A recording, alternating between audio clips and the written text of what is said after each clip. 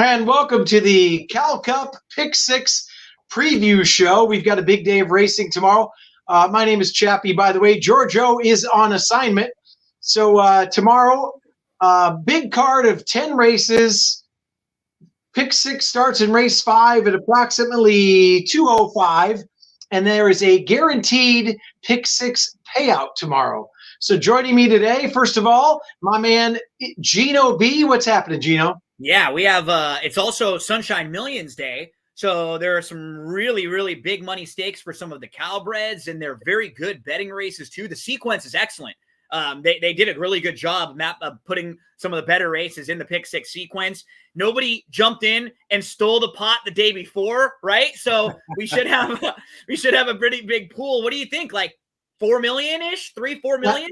I think they're expecting somewhere around 4 million. So the pool should be terrific. And like you said, it is not an easy sequence, which we will go through in a minute, because big fields and a lot of contentious fields, some possible singles, which we shall discuss in a moment. But what are your early thoughts here, Seminar Skip? You know, it's a great card. I can't wait for it. And I think the pick six pool will probably be around 4 million. But like Gino said, the late sequence of the pick six, there's some tough races. It's wide open, and I think it could pay tomorrow. Yeah, no question. All right, well, you know what? Let's dive right in. So we're going to go straight to race 5, which is the first leg of the pick six, a field of 8 going 6 furlongs, maiden 50, obviously state breds. Gino, why don't we start off with you? What are your thoughts here in the first leg? So a couple horses that are must-uses for me. The 3, Make Mine Wine, is a first-time starter for trainer Jonathan Wong. The dam of this runner won her debut.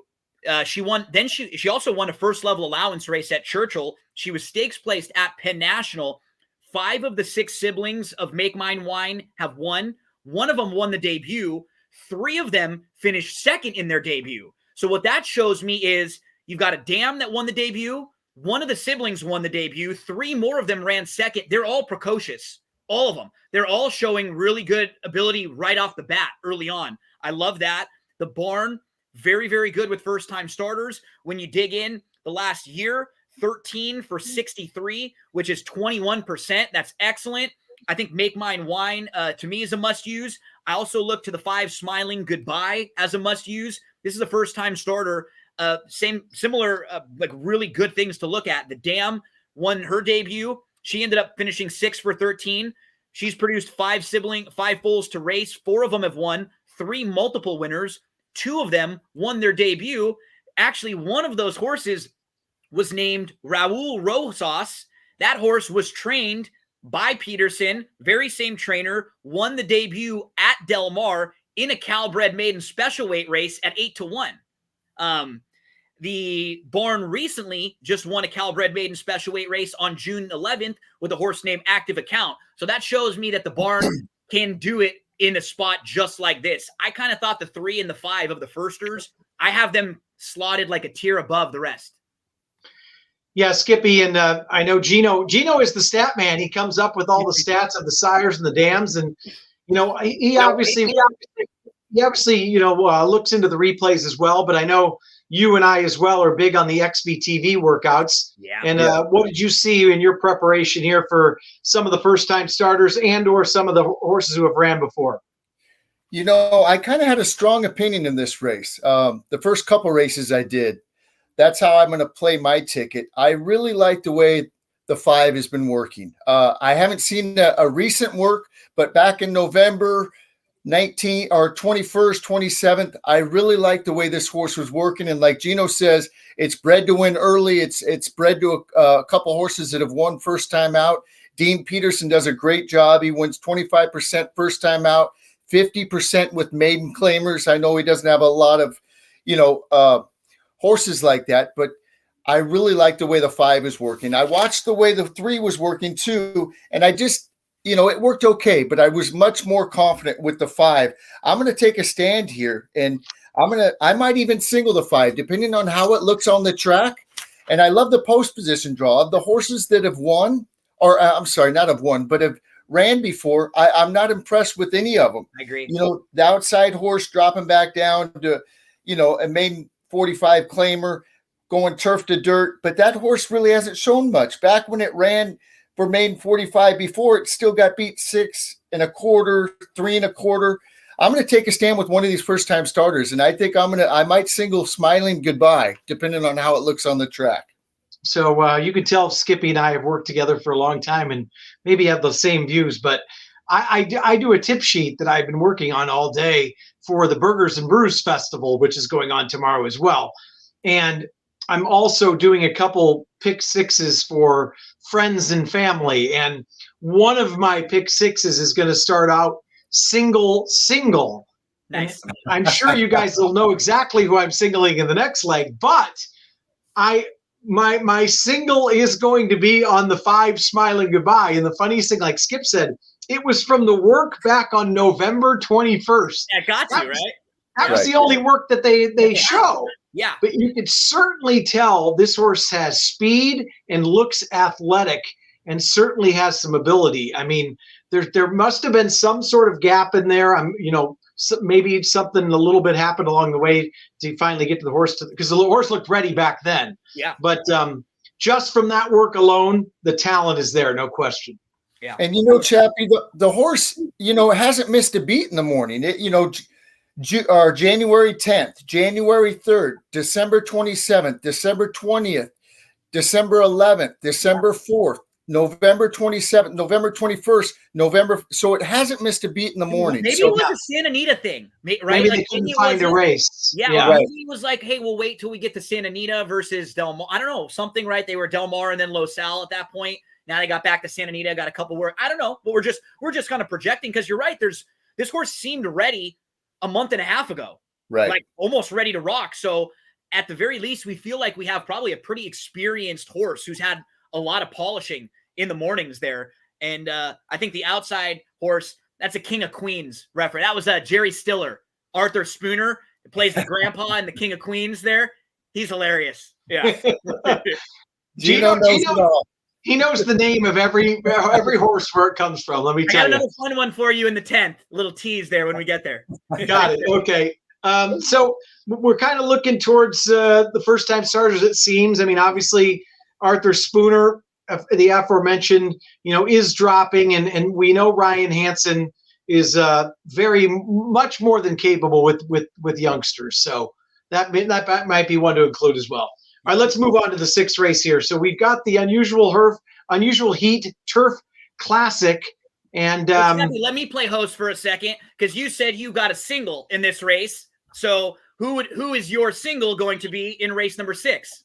Okay, well, we obviously know that that I've bet this horse every time it runs. Oh yeah, there's certainly plenty of ability here.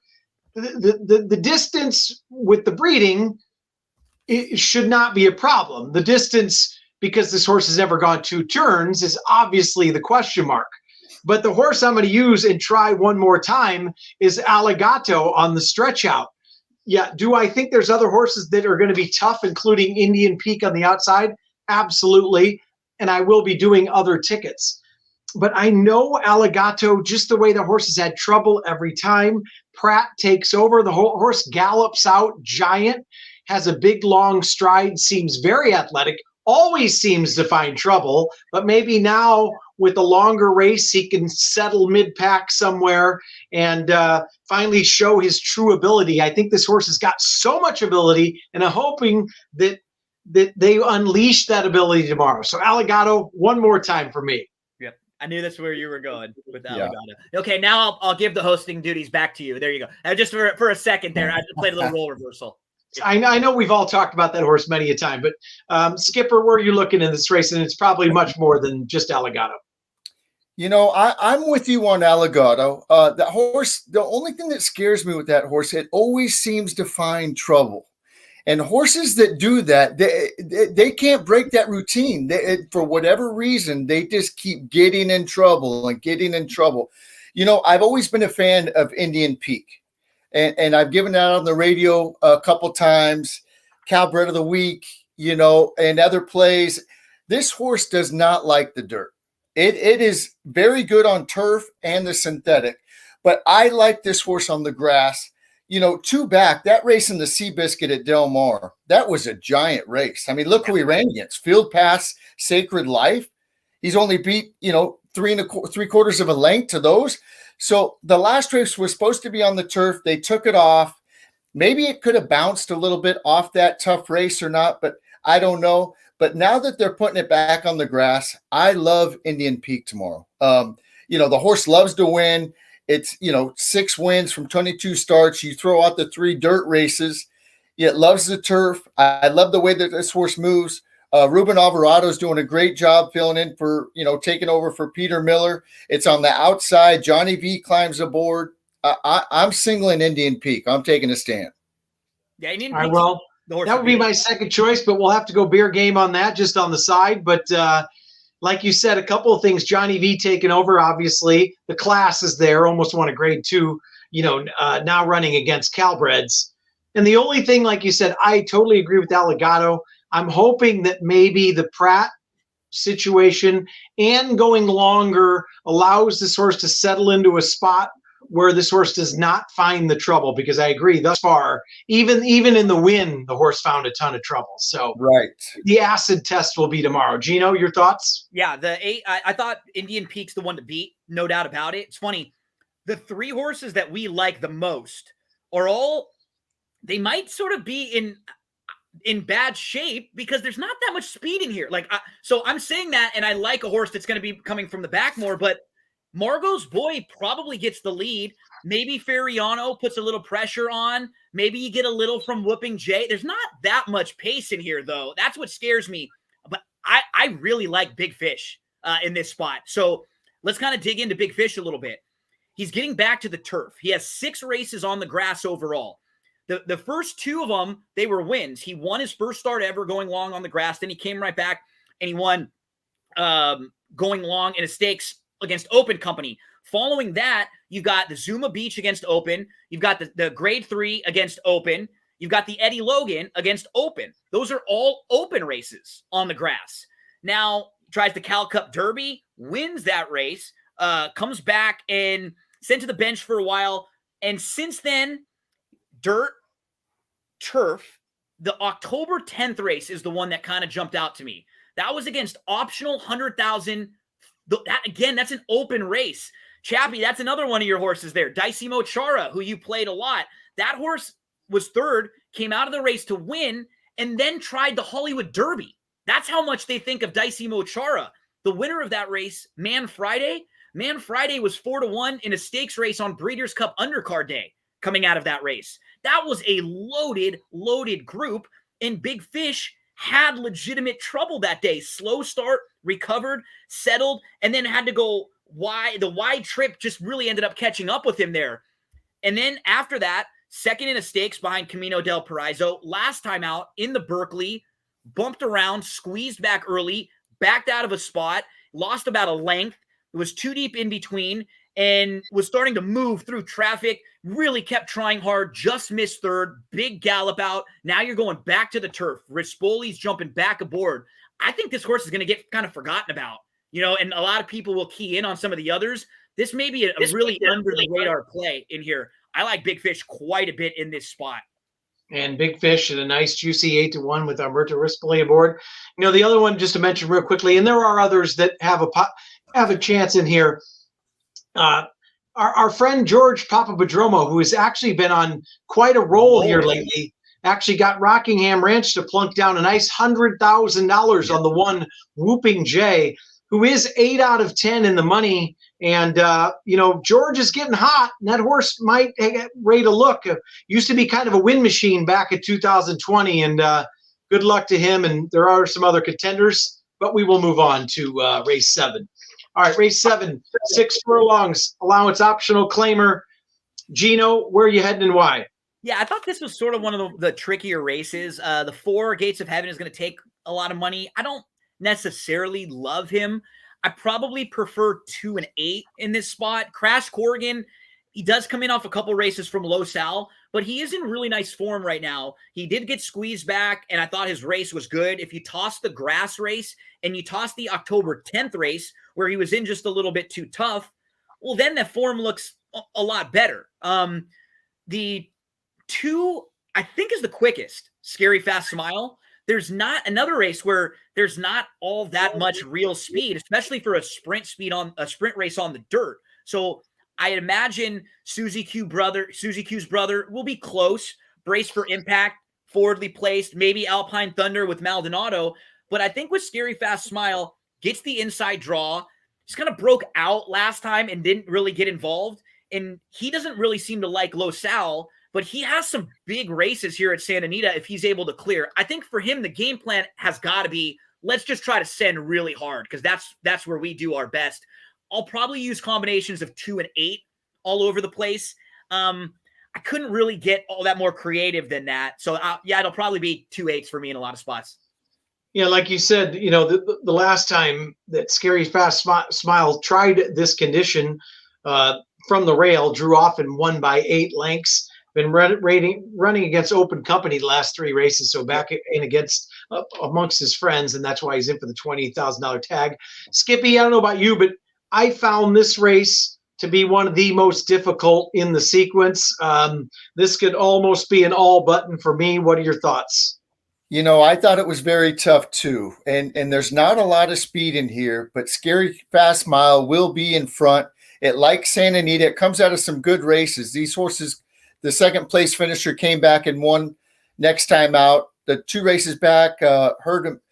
I forget what that horse was, but anyways, that horse came back and won. It comes out of key races. But Flamer, Herd Immunity, came back to win. Yep. Yeah, a buddy of mine used to own that horse.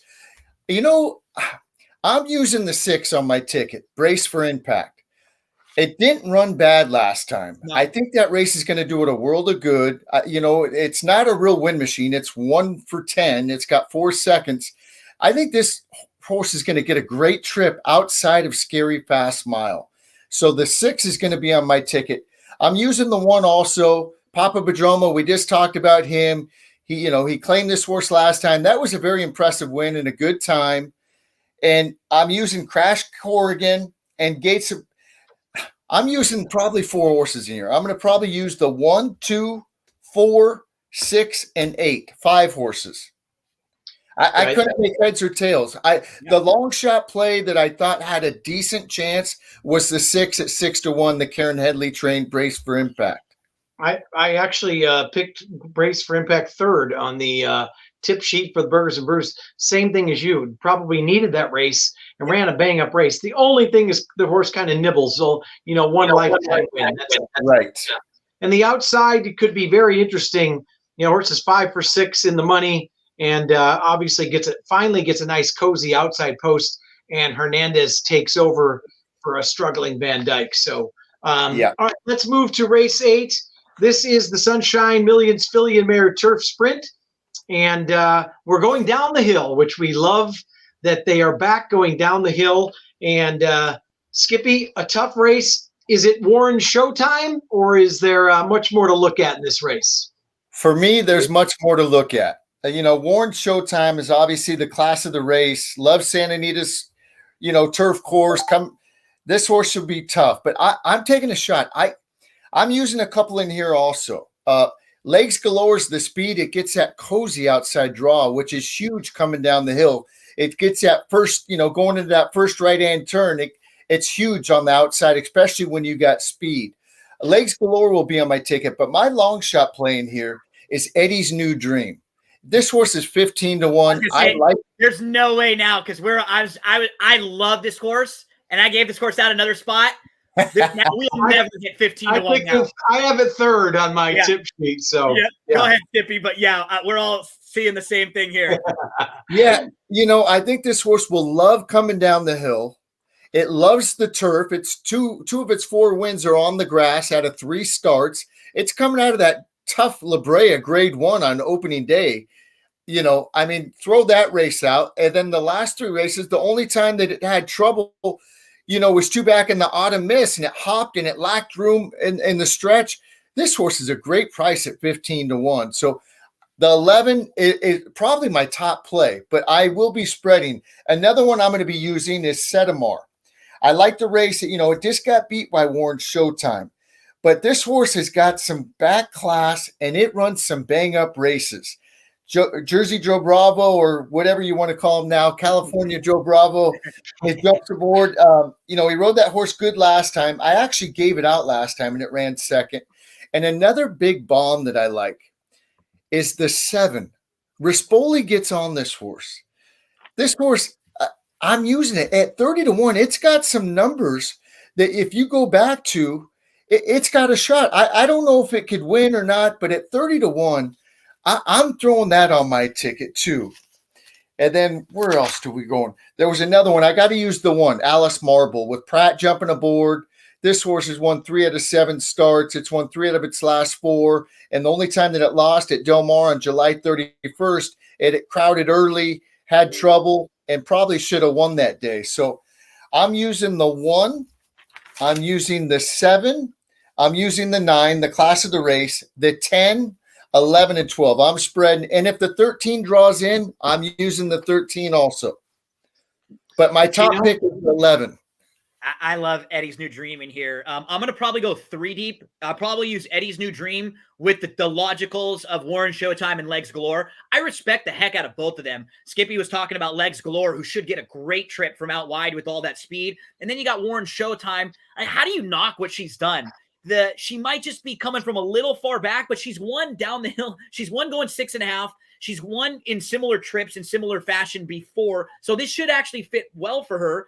But Eddie's New Dream, 11 career races, 3 races where she hasn't hit the board.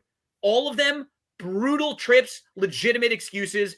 Grade 1 company last time out. She finished 4th. She didn't run poorly. The autumn miss that Skippy was getting to.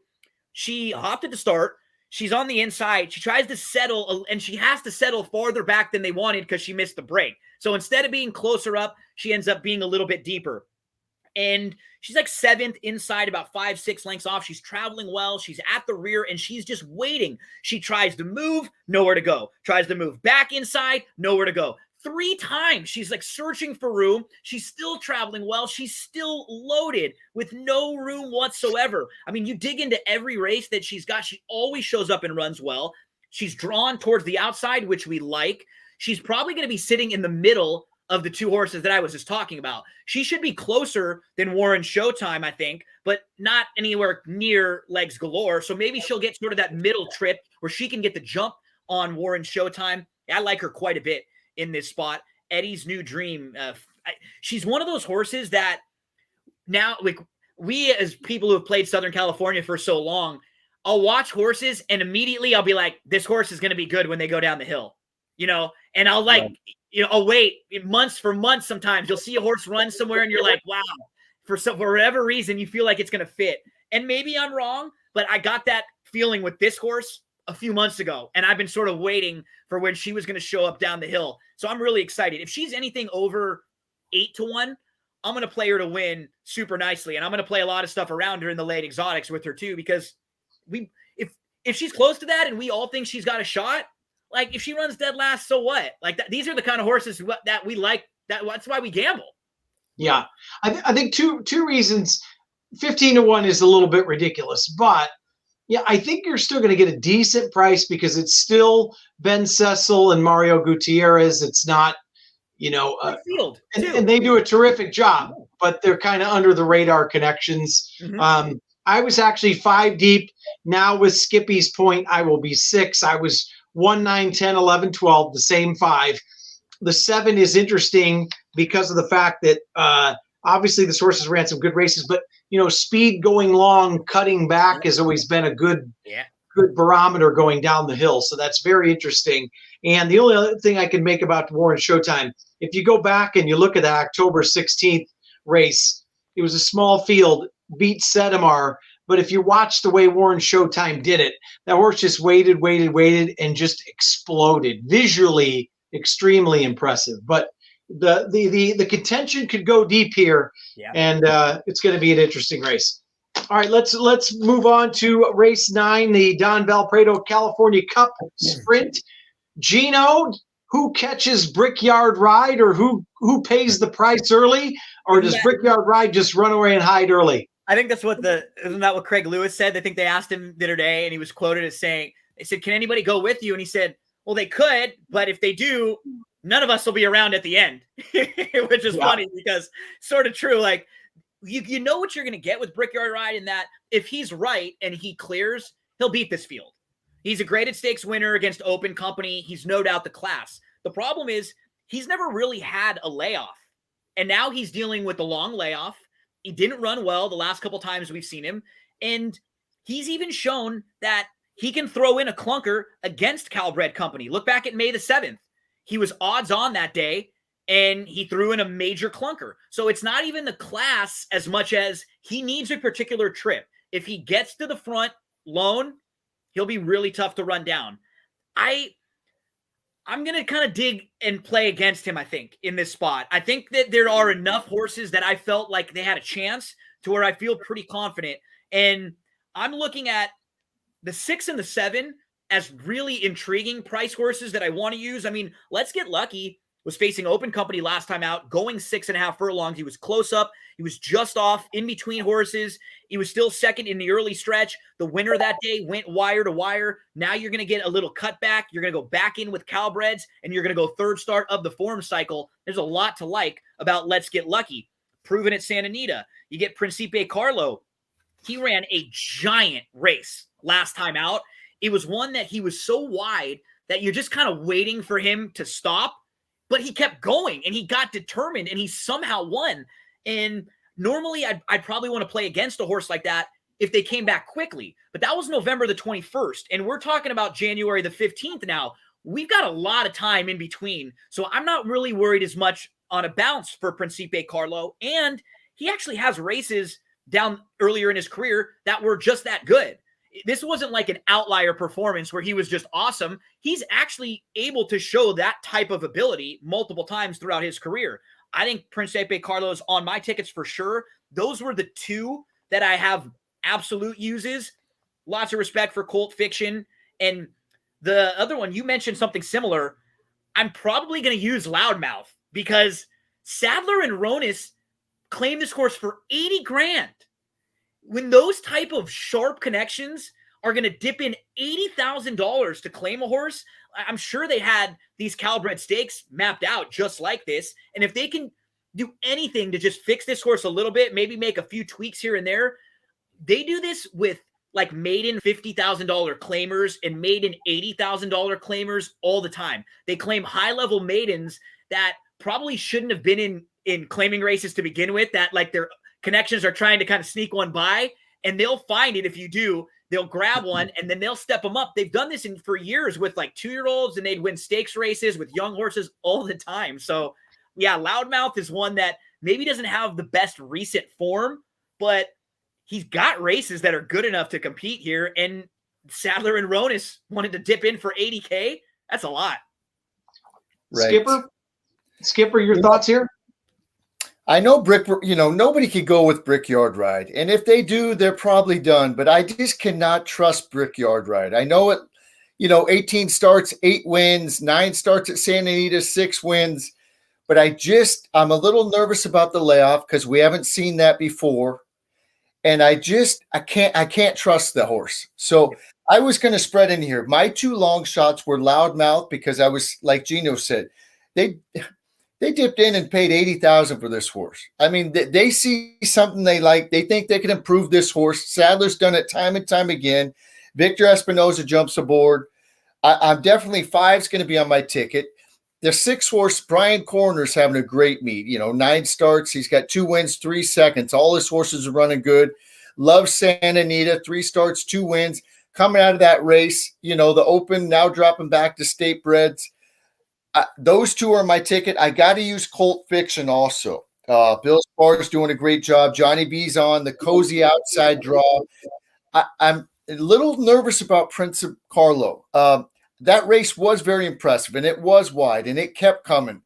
But then they gave it a little time, and the workout pattern is a little too I don't like it. It's like the hard races take something out of him if you look throughout his whole career. And so Right. that is a concern. I'm hoping that there's enough time to where it'll be okay, but that's a very valid concern. And usually, with a horse like him, it's kind of built into the price. So if he Right. were a short price, I wouldn't really want to take him, but hopefully that's kind of, built in. But I completely agree with that point, Skippy.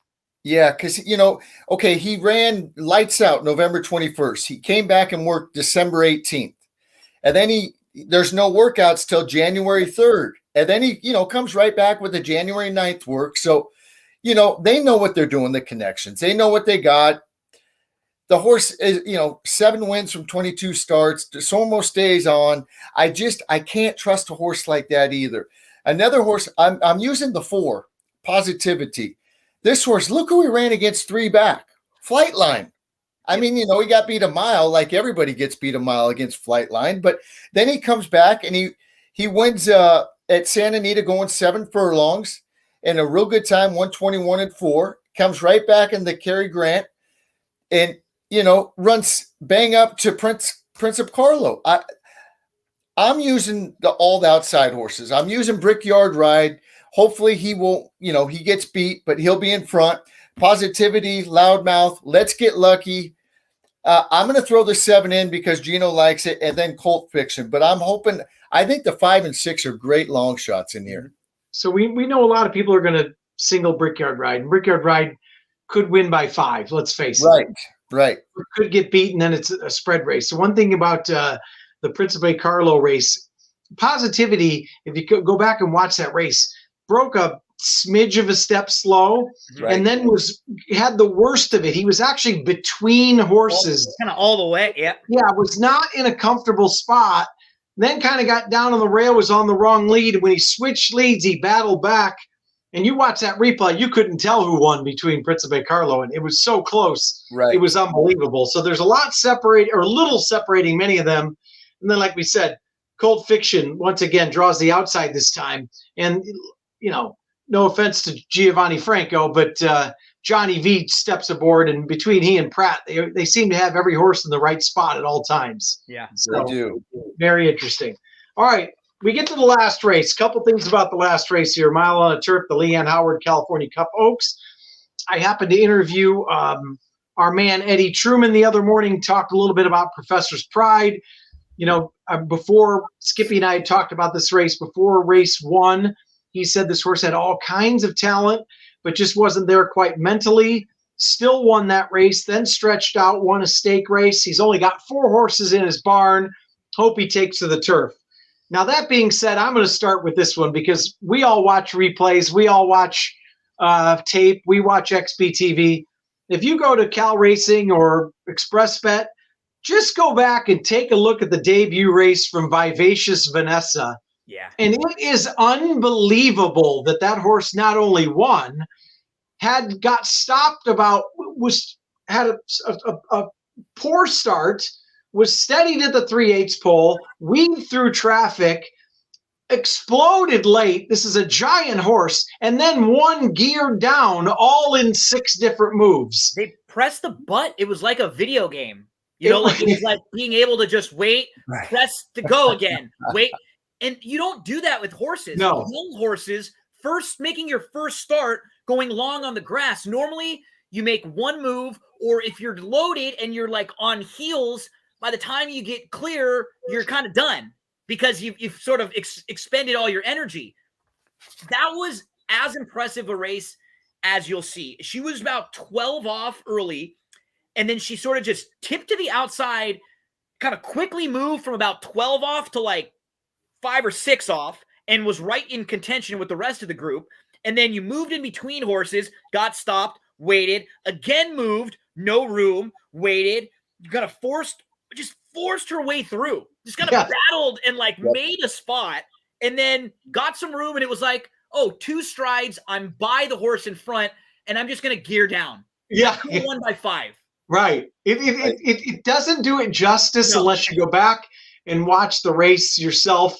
And look, that was as a 2-year-old race. It really is. It's one that you watch if you're a fan, or if you watch it, you're like, wow, this is a really nice animal. Like, that was a fantastic race. I may be singling in one of my tickets to start in the second leg, but another ticket where I'm loaded up front, I'm going to single Vivacious Vanessa to finish it off and let them beat me, and hopefully she comes back and runs anywhere near that she did on the turf. And and there's some hard knocker. There's some good horses in here. But if she runs back to that race, she's going to be awfully tough. Skipper? Yeah, I agree. That race was so impressive. Here's what we're going to do here. Professor's Pride's been really good. You know, Eddie Truman liked the horse. It's bred for the turf. But, you know, when a horse tries something new for the first time, it's hard to really, for me anyways, to kind of take a stand and single it. There's just too many unknowns. You know what I mean? So I'm going to spread in here. I like a couple long shots. I like the 3-horse, of course, that we just talked about. But one of my price horses that I like is the 12, Vaping Angel. Yep. This horse has won 2 out of 4 races. It won its last turf race. The time was no good. But Mike Smith jumps aboard this horse. This horse, I like the way that this horse won that day. Both of its races going a mile, it's won. At 15-1, Vaping Angel is going to be on my ticket for sure. Another long shot. Company too, that race, Skippy. That was beating Open Company. Now you're back in with Calbreds here too. Right. Right. Yep. And then, you know, another one that I'm going to use the 8, Dendera, John Sadler. This horse is bred for the grass too. It's got 3 wins on the grass, or 3 starts, 2 wins on the grass. And the time that it didn't win was against Open with Trouble at Del Mar. It comes out of the Soviet Problem at 12-1. That one's going to be on my ticket. And then one last one. I'm putting the 2 on my ticket also. Steve Speck does a great job. Street bosses love the grass. This horse is bred to go long. Love the grass. I'm using this one also. You know, it's won 2 out of its last 3. The race that it didn't win, it was against Open Company. That horse came back and won again. That's a nice horse up north. At 20-1, I'm using the 1 also, or the 2 also. So 3's my top play, but with my price plays, it's going to be 2, 8, and 12. And I'm using Professor's Pride, and I'll probably use Rose Dawson too. Pratt jumps aboard. This horse was really impressive. They didn't bet it this day, which is weird. Usually when they like the D'Amatos, they bet them.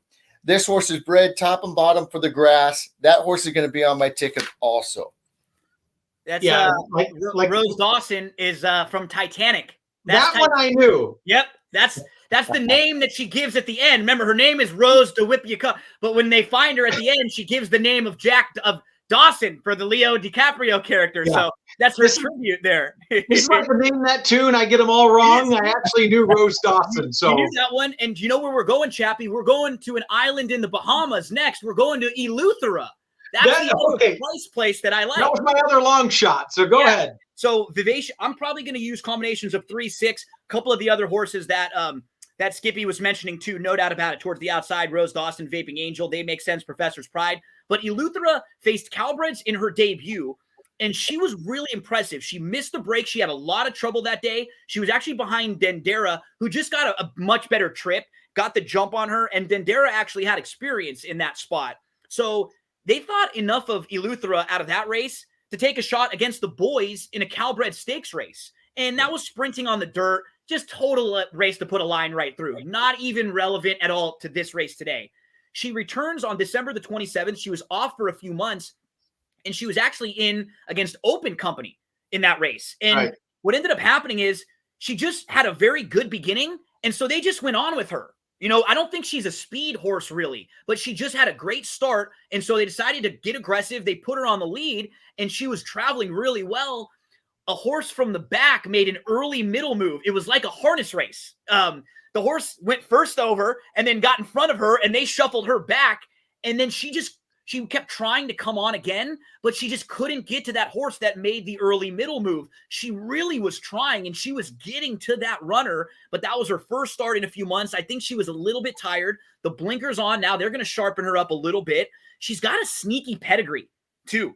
A lot of turf in direct siblings and a lot of success when you dig into her pedigree there. So I think there's a really nice pattern for her. Same kind of connections that we were talking about earlier with Mar. They're like sneaky connections where I don't think these horses are going to get hammered. This is not a horse that a lot of people are maybe going to get all that excited to bet. She fits pretty well in here. Eleuthera is an island in the Bahamas. We're going to be partying there in the Bahamas, Chappie, after Eleuthera gets the job done. We'll I take love the, it. the Titanic to the island in the Bahamas with Rose Dawson. Everything Well, together. that means we're going to sink along the way, but hopefully we'll get there, and then we'll have fun in the Bahamas. All right, before we leave, let's go through each one of us. Because I know the way we all play, you're going to single somewhere. So who's your best single on the? Well, you know what? If you don't mind, we just went through it. My best single of the day, I'm going to take a shot, and that will be in the last race with Vivacious Vanessa off that incredible replay, even though the horse hasn't ran since November. Where are you, Skippy? Where's your single of the day? And I'm sure you might go multiple tickets. Sometimes we do that. What are your thoughts? My single of the day in this pick six is the second leg of it. I'm singling Indian Peak. I like this horse. I like it going back to Calbreds. I like it going back on the grass. I love Johnny V getting aboard. Indian Peak is my single. If I was going to single another one, it would be the first timer in the started off, Smiling Goodbye. So that's how my ticket's going to play. I'm going real light early, and then I'm going to spread with a couple of those long shots in the last 4 legs. Yeah, for me, Gino, a likely single for me might be Smiling Goodbye right off the bat. If it's a race where I have like 2 that I really like, it's so much nicer to single one. May play a couple tickets. If you can get that single home, then wow, you're in really great shape. From a gambling perspective, that makes the most sense on how best to build your tickets. That's a good spot. And then I'm always on one of my tickets going to take a really creative outside the box single. So for me, that might be on one ticket where I'm singling Eddie's New Dream. That might be one ticket where I'm singling Big Fish, just because if my opinion is right there, then I'm going to have so much coverage everywhere else.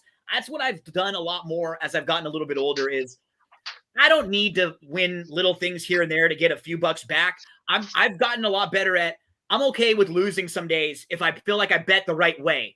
I want to make sure if the horses that I like win, that I made a lot of money that day, and I really capitalized on that. There have been too many times in my life where I looked back and it was like all the horses I hit, I liked one, but I hit this really not that big pick 4. Why didn't I make more money? So I'm trying really hard as I get older to just be a lot smarter about. We spend hours handicapping. I try to spend a little bit more time putting the tickets together now, right? Like making sure I feel really confident about my approach. It's hard enough to win as it is. And, the second thing that people don't realize is everybody's going to single Brickyard Ride or whatnot. You've got to make money in the long run. You've got to zig when others zag. Yeah. You've got to single where not only a price, but when you watch a replay, when you see something, you might take a chance. But in a race where everyone else spreads and you single, you can't be afraid to lose and be knocked out. The only way you're going to win is take that chance. Yep. And also another thing is people are afraid to single early. They don't want to get knocked out. It's just a mental thing, right? And even if that's the best race or your strongest opinion, you don't want to do it. We've all done it, right? We've all gotten scared and I don't want to do it. But, if that's the race that you like the most, like Skippy said, if we like that 5, the first time starter right off the bat, at least on one ticket, do that, right? At least on one, do that. Yeah. Right. Don't be afraid to take some swings. You could play a couple different tickets with a couple different singles and have some different type of, spreads and ways to do your tickets. Right, Skipper? Yeah. And it's so funny because people, I don't understand why they, just the regular people that go to the track, like you say, they're going to single Brickyard Ride. But like certain people, don't be afraid to take a stand. Gino, you like that horse? I'm going to single that horse on one ticket and try to get coverage in other legs. Yep. I love singling a price horse. But buddies that go out there with me, they're like, well, that horse is 15 to 1 or 10 to 1. I said, exactly. That's what we want.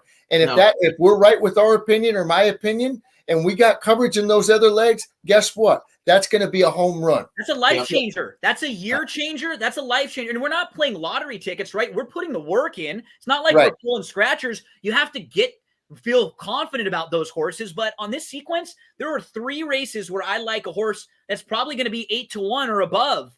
And if I can play a couple different tickets and get one of those horses to win and have really nice coverage elsewhere, Well, I might be sitting on a ton of money on Saturday. There's going to be $4 million in that pool. Right. Like, let's start trying to knock some people out. That's right. Yeah. I agree. Yep. All right. Well, a couple things to note for everybody. So, like we said, once again, 10 race card tomorrow. First post is noon. Pick 6 is a mandatory payout tomorrow. First post is race 5 around 2:05. Make sure you jump in. That's where you get the free money. That's where you get the advantage. These are the days you got to play. So hopefully we gave you some information. And tomorrow morning, the Morning Line Sports Show on AM 830 or at TML AM 830 on Instagram, Facebook Live, or Twitter Live.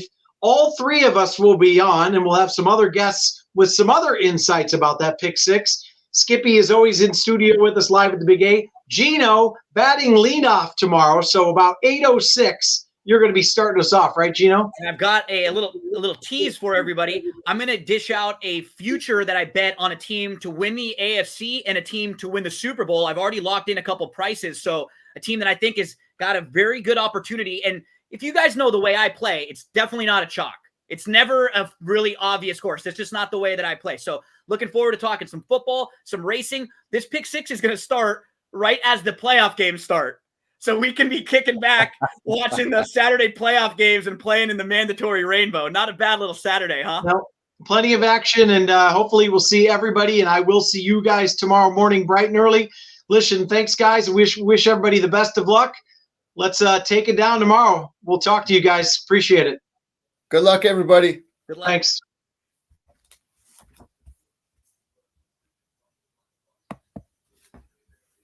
I think we're still on. Yeah. I mean, they just like seeing us, so.